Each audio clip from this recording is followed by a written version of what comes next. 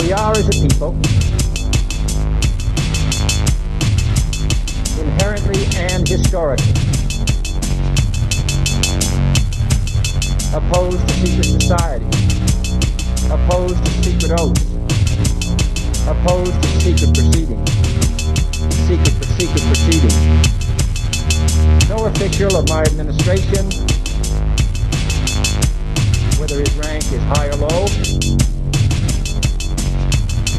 should interpret my words here tonight as an excuse to censor the news, to stifle dissent, to cover up our mistakes, or to withhold from the press and the public the facts they deserve to know.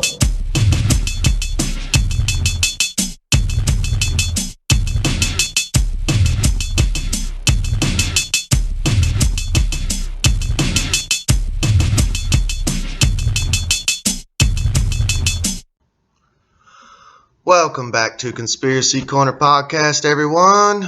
I'm going to skip an update because I already did an update earlier today, and this is my second podcast for today. But it's my day off, the missus ain't home, and I got some energy still left in me, and I figured I got one more podcast in me before I go to bed. Now, we covered a podcast episode, which I will leave in the credits of this video if you're watching on YouTube. If you're not watching on YouTube, go and subscribe there. It's just simply Conspiracy Corner Podcast. The profile picture is a bunny rabbit with a samurai sword. It's nice to get a face to a voice, so check us out on there. If you are on YouTube and you want to listen on audio only, because a lot of people do while they're working and stuff, because it saves phone battery and stuff like that. You can also check us out on Breaker, Google Podcasts, Radio Public, Spotify, Anchor, and we also have uncensored episodes that get canceled by YouTube on BitChute and UgeTube. That's UGE-Tube. But we covered an episode a while back on basically me talking about prions. There was an episode, my family member turns into a zombie. I'll leave the link in the credits. You can click on it. I'll leave a card. And I did another episode on a government plan back in the day called Conplan 8888, which was basically a military document on what's to happen if there is a zombie apocalypse. Now, a lot of people are drinking this wizard potion right now, and the theory is that it will cause prions, which causes basically mad cow disease, meaning that there would be, with this large amount of people consuming this wizard potion, the V word, if you know what I'm saying, if you catch my hint. Sorry I have to talk like this, but platform censor. You basically become a zombie, and it's mad cow disease essentially, which is actually more terrifying than a zombie, because a zombie is actually dead and risen from the grave, meaning that zombie is decomposing. Now, if you're alive and, well, not well, but if you're just alive, that means it takes longer for you to decompose. And if you have mad cow disease, you are going to be going around eating, kind of like someone on bath salts, but not so fast and not so accurate. You'll be kind of shuffling around and spasming and shaking like a zombie. Now, this is something that I didn't really realize it at the time, how important it was, until I started hearing about prion disease and how it's going to be affecting people within the near future, theoretically. Now, this is a CDC Zombie Preparedness 101 for zombie apocalypse. It was published May 16th, 2011. As a joke, they say, but I just think it's kind of odd, and I think there might be something to it. So I'm going to go through it with you all. And Yeah, let me know in the comments what you think. There are all kinds of emergencies out there that we can prepare for. Take a zombie apocalypse, for example. That's right, I said zombie apocalypse. You might laugh now, but when it happens, you'll be happy you read this. And hey, maybe you'll even learn a thing or two about how to prepare for a real emergency. A brief history of zombies. We've all seen at least one movie about flesh-eating zombies taking over. My favorite is Resident Evil. But when do zombies come? Where do zombies come from, and why do they love eating brains so much? The word zombie comes from the Haitian and New Orleans voodoo origins, which, by the way, there's an awesome book and movie called Rainbow and the Serpent, and it explains how voodoo practitioners actually created zombies in Haiti. It's fucking insane. I would definitely look into that, and hell, I might even make an episode on it if you all are curious. Although its meaning has changed slightly over the years, it refers to a human corpse mysteriously reanimated to serve the undead. Through ancient voodoo and folklore traditions, shows like The Walking Dead were born. Literature, zombies are often depicted as being created by an infectious virus or injected with an infectious virus. That causes prions, which is passed on via bites and contact with bodily fluids. Or maybe spike proteins, I don't know. Maybe. Harvard psychiatrist Stephen Schloman wrote a fictional medical paper on the zombies presented in Night of the Living Dead and refers to the condition of ataxic neurodegenerative satiety deficiency syndrome caused by an infectious agent. The Zombie Survival Guide identifies the cause of zombies as a virus called solanum. Other zombie origins shown in films include radiation from a destroyed NASA Venus probe, as in Night of the Living Dead, as well as mutations existing conditions such as prions, mad cow disease, measles, and rabies. So right there, they're even saying this in a CDC document. This isn't, this is literally CDC document. Prions and mad cow disease. The rise of zombies in pop culture has given credence to the idea that a zombie apocalypse could happen. In such a scenario, zombies would take over entire countries, roaming city streets, eating anything living that got in their way. Now, a lot of people ask me, well, why would they do that, the elites? Well, because they have DUMBs, D-U-M-B-S, deep underground military bases. They're going to be down there partying it up, and all they have to do is just bomb the fuck out of us, or just let us go through living hell, and they get to come out whenever everything's all good, Alright. The proliferation of this idea has led many people to wonder, how do I prepare for a zombie apocalypse? Well, we are here to answer that question for you, and hopefully share a few tips about the preparing for real emergencies too. Better safe than sorry. So what do you need to do before zombies or hurricanes or pandemics, for example, actually happen?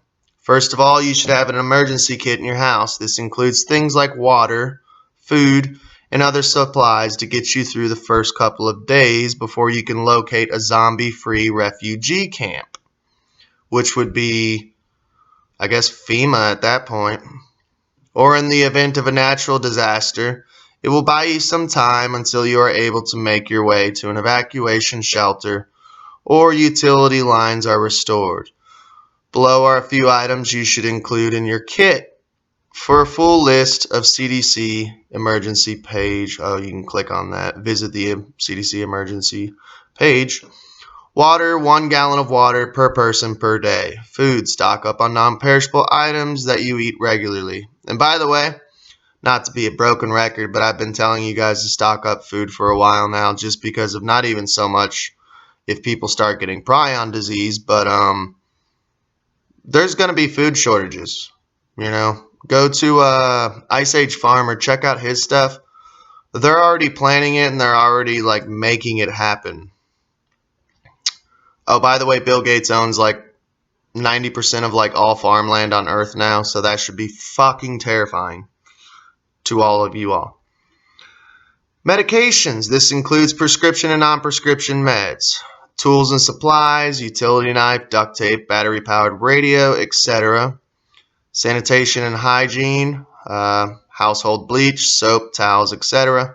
Clothing and bedding, a change of clothes for each family member, and blankets. Important documents. Well, really? You need to have important documents? Copies of your driver's license, passport, and birth certificate, to name a few. I guess that's important. That would be one of the last few things I'd be thinking of. I ain't gonna lie, in a zombie apocalypse. Sorry. First aid supplies. Although you're a goner, if a zombie bites you, you can use these supplies to treat basic cuts and lacerations that you might get during a tornado or hurricane.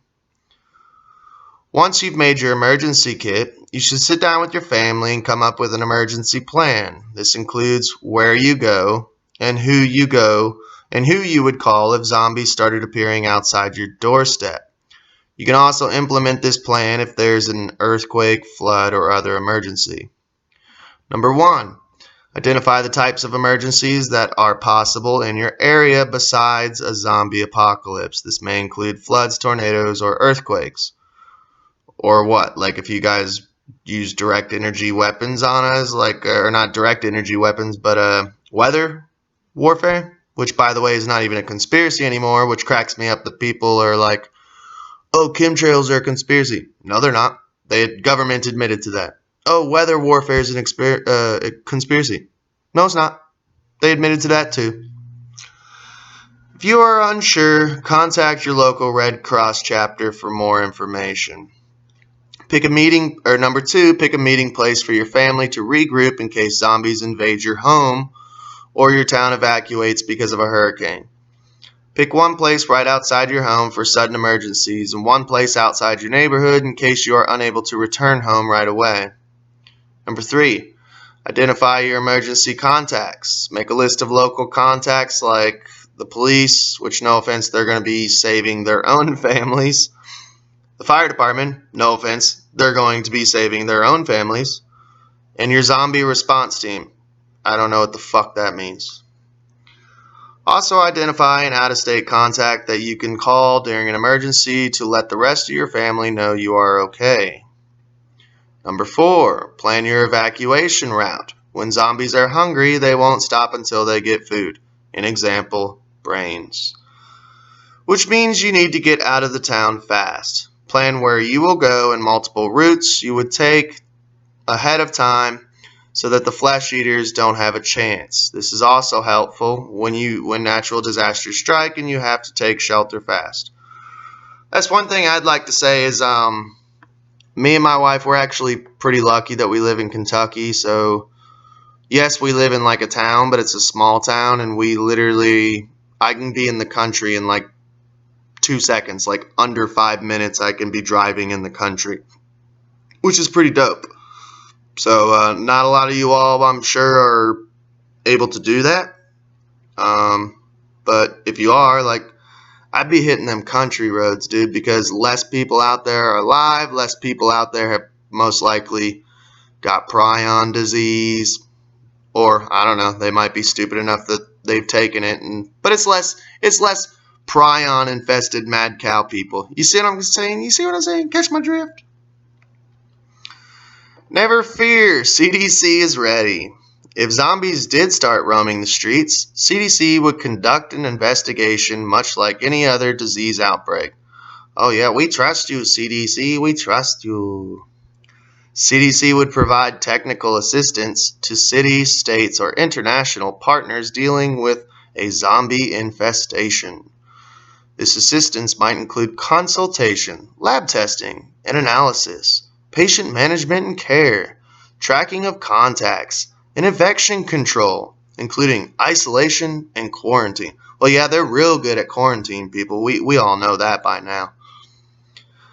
It's likely that an investigation of this scenario would seek to accomplish several goals. Determine the cause of the illness, the source of the infection / virus / toxin / V word.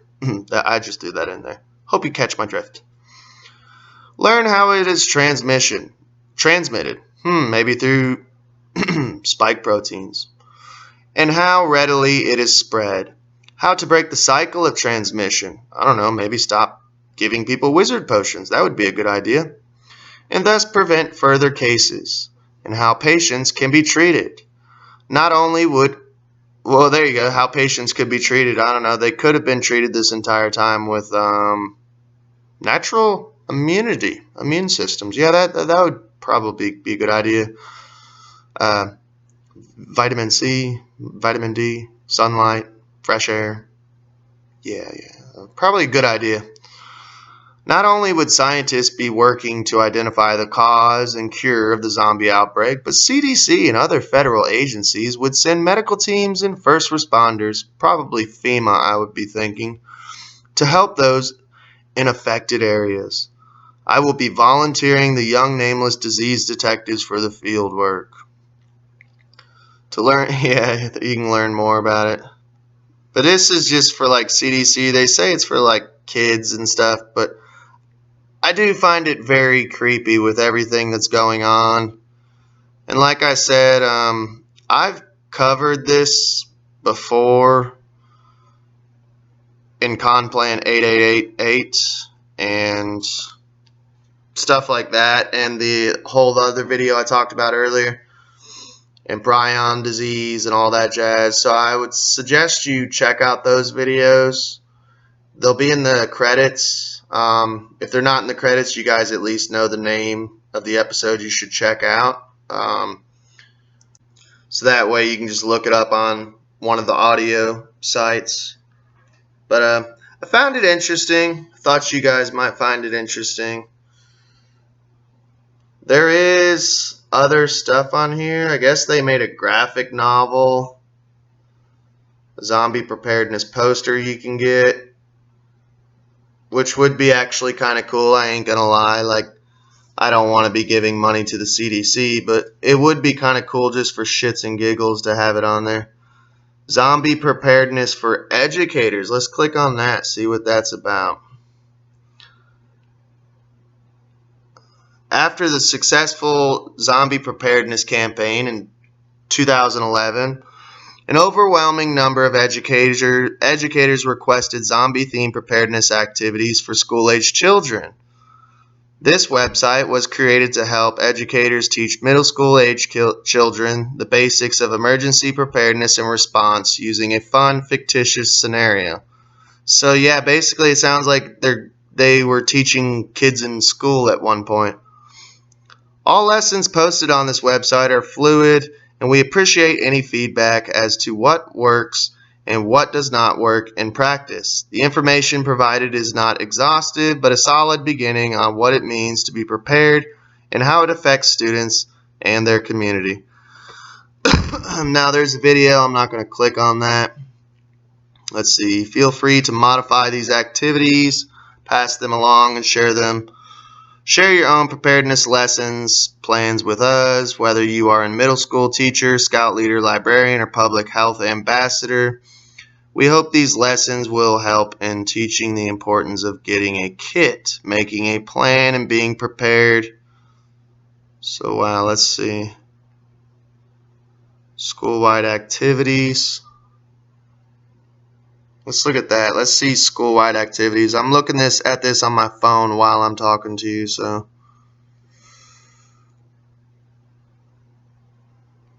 Let's see. Sorry for the dead air. It's free content, so get over it. Backpack plan. Emergency backpack emergency card. So you can literally print it out for in case of zombie apocalypse. Wow. I don't know. I find this odd and a little creepy, guys. I mean, it could just be me, but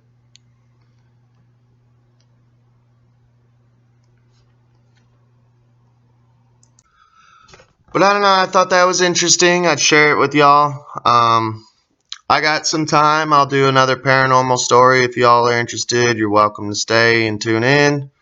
If not, tune out. It's cool with me. I don't care either way. But yeah, stay tuned if you want. We'll share a little paranormal story and wrap it up. Now, this is the story of the little girl ghost who adopted us. The house that my family lived in looked pretty much the same as the lot of other country houses in Kentucky. When it was painted, which wasn't really often, it was white. There was a big front porch, and inside it was a regular farmhouse. 2 rooms were downstairs, kitchen on the right, and sitting room on the left. There were 2 bedrooms upstairs. No one lives in that old house now. My folks, the Halleys, bought the house and farm about 1920, just after the First World War. Me and my wife Addie had a new brick house built a few years ago, just down the hill from the old place. We were glad to move into our new house for a lot of reasons. Some of the people in this community think we moved out of the old place because it was haunted. Now, I'm not the sort of person who scares easily. Ever since I was a small boy, I've seen and heard many strange things in that house. They were strange things I never could explain. I don't have to prove that to anyone. I know what I saw and heard in that house was real. My father bought that house from a family called Pearson. The Pearsons had a little girl who had eaten a whole lot of walnuts that had laid out all winter and sprouted. She took sick and died in the house. A few people in my family have actually seen her ghost. First time anything happened was back when I was a little boy in the late 1920s. For a while, every evening and every morning there came a knocking at the door. When someone opened it, no one would be there. I don't really remember that, but my dad used to talk about it.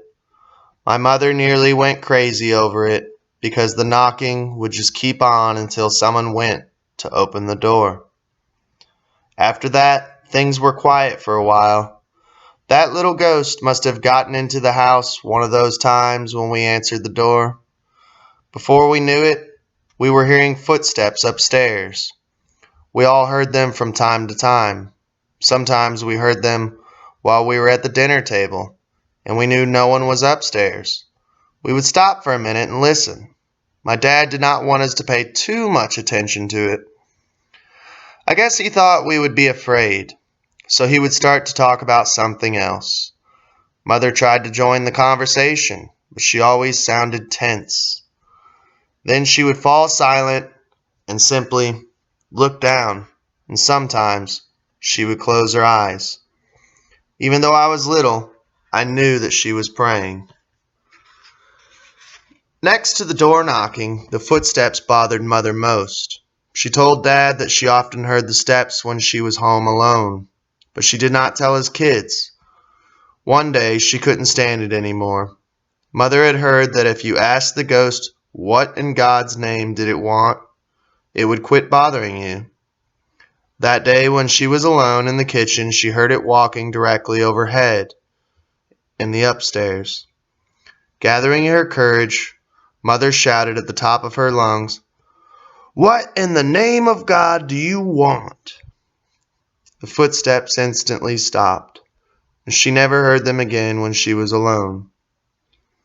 But that was not the end of our ghost. Over the years, we kind of got used to seeing and hearing strange things.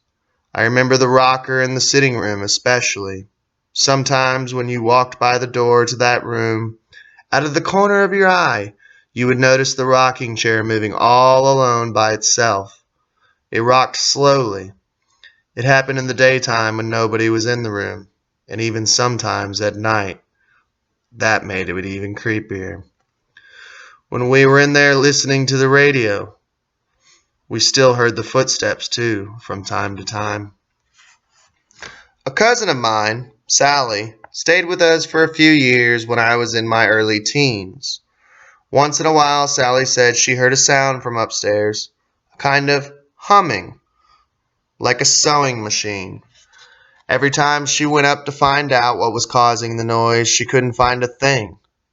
Once when Sally went up to look, she locked the front door first. She was quite certain that it couldn't sneak out that way. Of course, she still didn't find anything.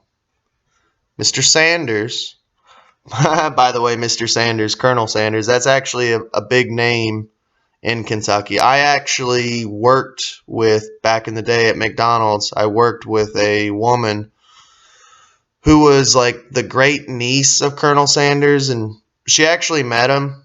And apparently he's not a good dude. And I'm not trying to speak ill of the dead, but you can actually look up like crazy stories about Colonel Sanders. Like, he was not cool. Like, we got a restaurant here in Kentucky. It's called Lee's Famous Chicken. He actually started with Colonel Sanders. They started together and ended up splitting because Colonel Sanders was like such a crummy person, you know. I worked for KFC and I actually enjoy their food, but yeah, apparently he was like not a cool dude, and he actually murdered someone, shot him dead. Like, I'm trying to remember the county it was in, because me and Sammy actually went there and visited like the first Colonel Sanders restaurant. It's here in Kentucky. I think it's Corbin. We've been to it. I mean, it's a sketchy town. The place is cool though. It's got a little museum and stuff. But sorry, I digress. Mr. Sanders, an old neighbor of ours, told me about the time he saw our little ghost girl. He said that one day he was riding by our house when he decided to stop in to say hello. As he rode his horse up to the house, he saw a little girl through the window. She was playing by herself near the fireplace. Sanders thought it was strange right off, because she did not look like anyone in our family, and it seemed that nobody was home. He went around to the back door to go in and speak to the child, but when he came inside, he could not find her, although he searched the house. As I said before, the little ghost girl took a special liking to my mom, who also saw her once. It was after Father had died. Addie and I had married and started our family, and we decided to stay on the family farm and live there in that old house. Mother stayed with us. One day, Mother was coming home from town. A friend dropped her off at the house. As she came up to the door, she also saw a little girl playing through the window. At that moment, she didn't think much of it because she had thought it was my daughter, Missy. But when she got in the house, she saw that my wife, Addie, and little Missy were out in the garden patch. She got spooked, then ran out of the house calling them. Mother was breathless when she got to the garden patch and told them what she had seen. Maybe you can get used to some things, even mysterious footsteps and such, but there were things that happened in that house that nobody could get used to or forget. One night, about 9 o'clock, I was upstairs in bed. Addie was gone with the baby to visit her sister. Anyway, I heard someone come across the front porch, enter the house, and come upstairs. Something walked across the floor and sat down on the bed beside me. I thought it was Addie, although I had no idea why she would come home so suddenly, so late at night. I reached with my hand and felt for her, but nobody was there. Just then Mother, who slept downstairs, yelled up the steps and asked who it was. I said it wasn't anybody. She said, "Well, I know I heard something." I got up and ran downstairs to get a light. Then I went back up there and searched the place over, but I didn't find a thing. Next day I moved Addie's and my bed into the other room upstairs. The ghost could have our room. We didn't need it that bad. I know that feeling. I lived in a haunted apartment, and I didn't even sleep in my own bedroom. I slept on the living room floor with my ex-wife. That was a good 20 years ago. and we have heard from the ghost off and on since then. But it was most active when there were children in the house, and ours are long since grown. I wondered if it would follow us when we built the new house, since it is just down the hill from the old one. But thankfully, we have not seen or heard it since we moved. I don't miss it one bit. We are, as a people, inherently and historically opposed to secret society, opposed to secret oaths, opposed to secret proceedings. No official of my administration, whether his rank is high or low, should interpret my words here tonight as an excuse to censor the news, to stifle dissent, to cover up our mistakes, or to withhold from the press and the public the facts they deserve to know.